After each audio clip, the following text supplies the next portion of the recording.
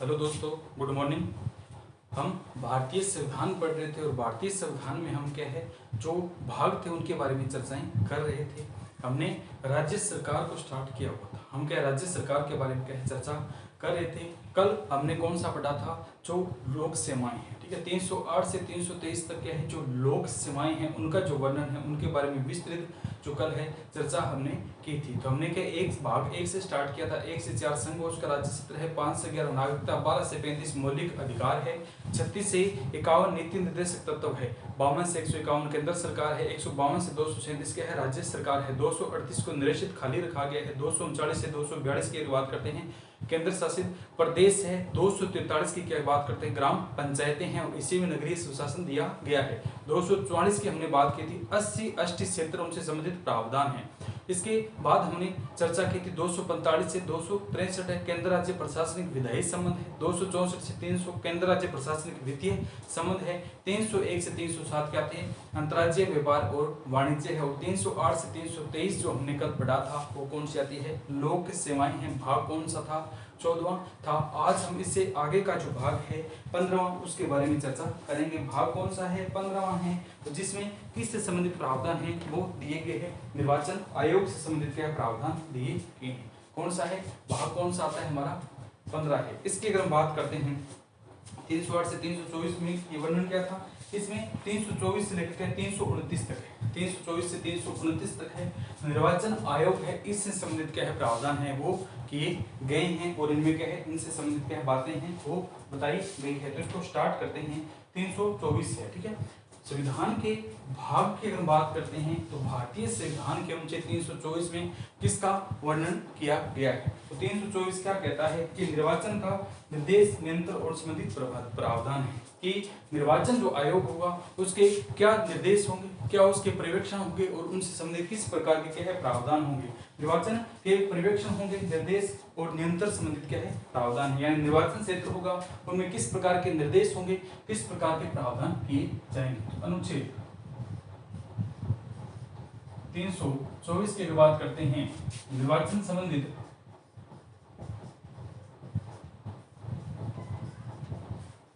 पर्यवेक्षण है, पर्यवेक्षण है, निर्देश क्या क्या वो निर्देश देते हैं, निर्देश व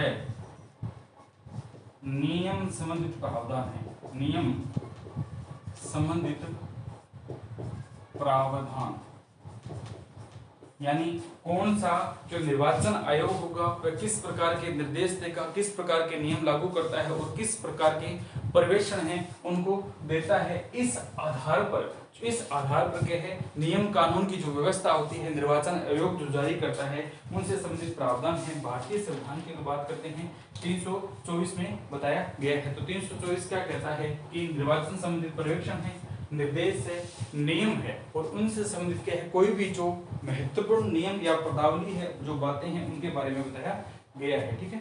अब अनुच्छेद 325 क्या कहता है कि धर्म, जाति, वंश, लिंग के आधार पर निर्वाचन आयोग यह नहीं कह सकता कि आपका नाम क्या है। निर्वाचन आयोग की जो नियमावली है यानी निर्वाचन जो निर्धारण किए जाते हैं जन चुनाव संपन्न होते हैं उसमें एक लिस्ट जारी करती है, यानी इसमें आपका नाम नहीं दिया जाएगा। तो क्या है 325 कहता है कि जाति, धर्म, लिंग के आधार पर, ठीक है, जाति, धर्म, लिंग और भाषा के आधार पर किसी भी निर्वाचन नामावली में क्या ऐसे नहीं हम उसका नाम हटा देंगे कि उसका धर्म ये है, उसकी जाति ये है, उसका लिंग ये है, वो ये भाषा जानता है, इस आधार पर हम क्या है निर्वाचन नियमावली जो जारी की जाती है उसमें से नहीं है उस व्यक्ति का नाम हटा देंगे। तो 325 की अगर बात करते हैं अनुच्छेद 325 क्या बताता है कि जाति, धर्म, लिंग, भाषा के आधार पर किसी भी व्यक्ति का नाम निर्वाचन नियमावली से नहीं हटाया जाएगा, यानी जब चुनाव होते हैं तो सभी लोग जानते हैं, आपके सिंपल स्तर पर ग्राम स्तर पर लेकर देखिए, आप गांव में रहते हैं या शहरों में रहते हैं तो नगर निकाय या गांव की बात करते हैं, ग्राम पंचायत के जब चुनाव संपन्न होते हैं उस समय जब चुनाव होने वाले होते हैं तो जितने भी वार्ड होते हैं उन वार्डों की एक लिस्ट जारी की जाती है और उन वार्डों में क्या जो वोट देने वाले व्यक्ति होते हैं उनके नाम और उनकी एज के सामने क्या है वार्ड संख्या दी जाती है कि इस वार्ड में यह व्यक्ति है चुनाव के योग्य है। तो ऐसा नहीं है कि चुनाव आयोग किसी भी जाति लिंग धर्म के आधार पर यदि वो उस धर्म का नहीं है तो ऐसे नहीं है, उसका नियमावली में जो नाम है वो काट देगा या हटा देगा। तो 325 इसके बारे में क्या विवरण देता है, बताता है कि किसी भी इन सब में से किसी भी आधार पर व्यक्ति का नाम नहीं काटा जाएगा। ठीक है, अब इसके बाद की बात करते हैं 326 है, भारतीय संविधान के अनुच्छेद 326 की बात करते हैं तो मतदाता की है अधिकार है, यानी मतदाता के अधिकार है।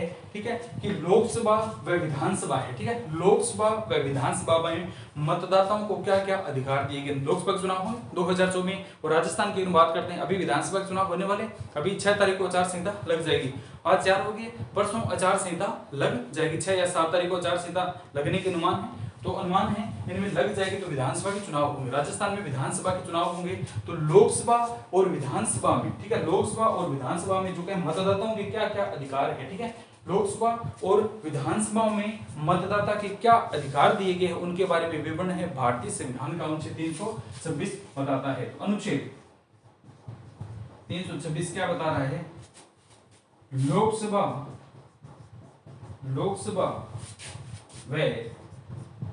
व विधानसभा, लोकसभा व विधानसभा में मतदाताओं के अधिकार है, यानी लोकसभा में किस प्रकार मतदाताओं को अधिकार दिए गए हैं और जो विधानसभा है, ठीक है, लोकसभा है और विधानसभा है उनमें क्या किस प्रकार मतदाताओं के अधिकार दिए गए हैं। तो आप पहले तो क्या है जानते हैं कि मतदाता किसे कहा जाता है, वह जो भारत का नागरिक हो, वह जो भारत का नागरिक हो, 18 वर्ष की आयु पूर्ण कर चुका हो, वह व्यक्ति जो भारत का नागरिक हो, 18 वर्ष की आयु पूरी कर चुका हो और दिवालिया घोषित न हो, दिवालिया घोषित न हो और न्यायालय द्वारा क्या है मतदान के अपात्र न ठहराया गया हो, उस व्यक्ति को भारतीय की बात करते हैं मतदान देने का अधिकार है। भारतीय संविधान के अनुसार क्या है वो व्यक्ति मतदान दे सकता है। यानी नंबर 1 क्या कहता है, वह भारत का नागरिक हो, दूसरा वह दिवालिया घोषित न हो, तीसरा वह अगर हम बात करते हैं न्यायालय के द्वारा अपात्र न बताया गया हो, न्यायालय के द्वारा क्या अपात्र नहीं बताया गया हो और 18 वर्ष की पूरी आयु जो है वो कंप्लीट कर चुका हो और भारत का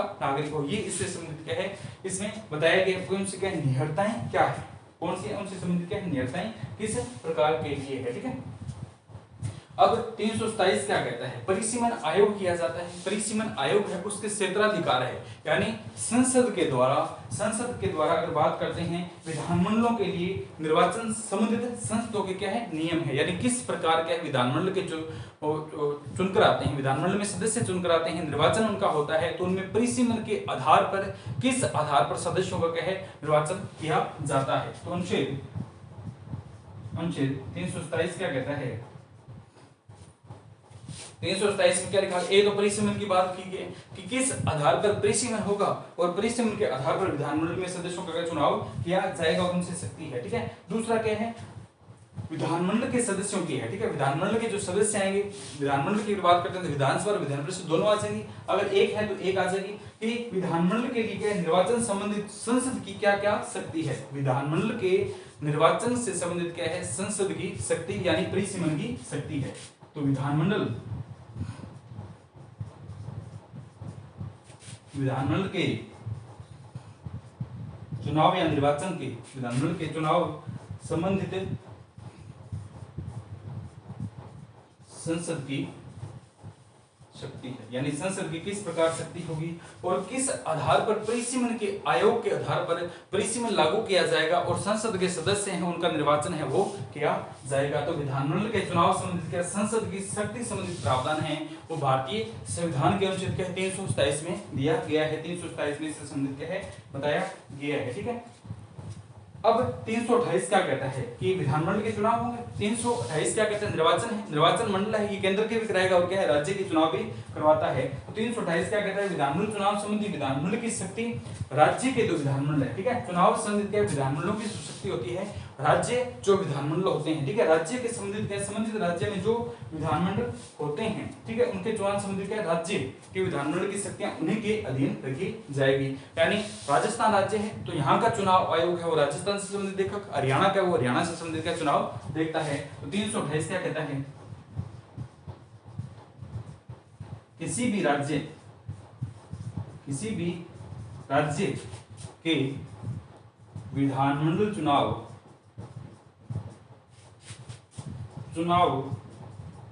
का आयोजन संबंधित राज्य के, किसी भी राज्य के विधानमंडल चुनाव का आयोजन संबंधित राज्य की चुनाव आयोग द्वारा संपन्न होता है। यानी कोई भी जो राज्य होगा उनसे संबंधित क्या किसी भी विधानमंडल के जो चुनाव संपन्न करवाए जाते हैं और वो संबंधित क्या राज्य के विधानमंडल द्वारा करवाए जाएंगे, ठीक है। 329 की बात करते हैं, चुनाव में जो क्या है अनुच्छेद 329 क्या है, निर्वाचन आयोग है, इसमें न्यायपालिका है हस्तक्षेप नहीं दे सकती है, ठीक है, न्यायपालिका क्या है हस्तक्षेप नहीं दे सकती है। क्या लिखा गया है कि निर्वाचन संबंधित मामलों में न्यायालय का हस्तक्षेप रहित होगा, न्यायालय में क्या है निर्वाचन आयोग हस्तक्षेप नहीं कर सकता है, यानी अपना टांग नहीं अड़ा सकता है, ठीक है। तो 329 क्या कहता है, निर्वाचन संबंधित मामलों में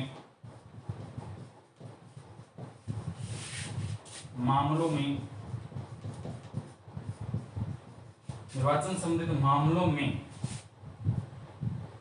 न्यायालय का हस्तक्षेप है, यानी न्यायालय जो है चुनाव संबंधित जो मामले होंगे उनमें हस्तक्षेप नहीं कर सकती है, उनमें अपनी टांग नहीं अड़ा सकती है। मैंने पहले ही कहा था टांग किसी के नहीं अड़ानी चाहिए, किसी के सामने क्या टांग नहीं अड़ानी चाहिए। कोई व्यक्ति है स्वतंत्र प्रभार से अपना कार्य कर रहा है तो उसको निजी तरीके से उसको उसके अधिकार के अनुसार क्या स्वतंत्र छोड़ दें और उसको क्या अपना कार्य अपनी स्वेच्छा के अनुसार करने दीजिए, ठीक है। कई बार ऐसा होता है व्यक्ति की खुद की स्वतंत्रताएं होते हैं, ठीक है, खुद की स्वतंत्रताएं होते हैं, खुद के जो कुछ लक्ष्य होते हैं, ठीक है, खुद के लक्ष्य निर्धारित किए होते हैं, वो अपनी इच्छा अनुसार उनके ऊपर चलना चाहता है। लेकिन आप अगर बीच बीच में उसके सामने आते हैं, किसी के अगर वो तैयारी कर रहा है तो बीच में उसके सामने आते हैं और उसे कहते हैं किसी बात को, तो उसको बुरा लगता है क्योंकि उसका माइंड कुछ अलग कह रहा है, उसका माइंड खुद का क्या कुछ अलग कह रहा है, किसी अलग ट्रैक पर चलने के लिए कह रहा है कि ये पढ़े, लेकिन आप बीच में अगर ये पढ़े, आप बीच में आकर अपना चेहरा दिखा देते हैं या अपनी शक्ल दिखा देते हैं तो उसका क्या दिमाग खराब हो जाता है, ठीक है। इसलिए कभी भी किसी दूसरे व्यक्ति के जो कार्य है उनमें हस्तक्षेप नहीं करना चाहिए, उसको स्वतंत्र छोड़ देना चाहिए। बेचारा अपने इच्छा के अनुसार है, उसके भी कुछ इच्छाएं हैं, उसके भी कुछ अपनी मर्यादाएं हैं, उसकी कुछ स्वतंत्रताएं हैं, वो अपने अगर आप उसके सामने विपक्ष अगर जाता है, अड़ंगा लगाता है, टांग अड़ाता है तो उसकी क्या स्वतंत्रता का हनन होता है। वो अपनी इच्छा अनुसार खुशी के अनुसार जो कार्य करना चाहता है आपके कहने से या आपके उसके सामने आने से क्या है वो उनमें रोक लगा देता है। वो केवल आपके खुशी के लिए आपके इच्छा अनुसार जो कार्य करने चाहिए वो करता है। तो ऐसे मामलों में क्या है टांग नहीं अड़ानी चाहिए, व्यक्ति को स्वतंत्र छोड़ देना चाहिए। वो अपनी इच्छा अनुसार अपनी खुशी के अनुसार उसकी आत्मा को शांति मिले, उसको जो सोल है वो सेटिस्फेक्शन पर जाए कि हाँ मैं ठीक कर रहा हूँ, मुझे खुशी है इस बात की, तो ऐसे छोड़ देना चाहिए, ठीक है। तो क्या कहता है निर्वाचन संबंधी न्यायालय में हस्तक्षेप नहीं, बात कहां से कि टांग नहीं अड़ानी चाहिए। न्यायालय क्या है निर्वाचन आयोग संबंधित क्या किसी भी मामले में टांग नहीं अड़ाएगा। नियमावली नियम शर्त क्या निर्वाचन आयोग अपने हिसाब से जारी करता है, तो टांग नहीं अड़ानी चाहिए। हंसी खुशी से क्या है सभी को अपने अपने कार्य करने देना चाहिए, ठीक है। उनको खुशी है, उनको क्या खुशी का माहौल है, खुशी से कार्य कर रहे हैं, परीक्षा का आयोजन है, अपने अनुसार से क्या है मोटिवेट के अनुसार पढ़ रहे हैं।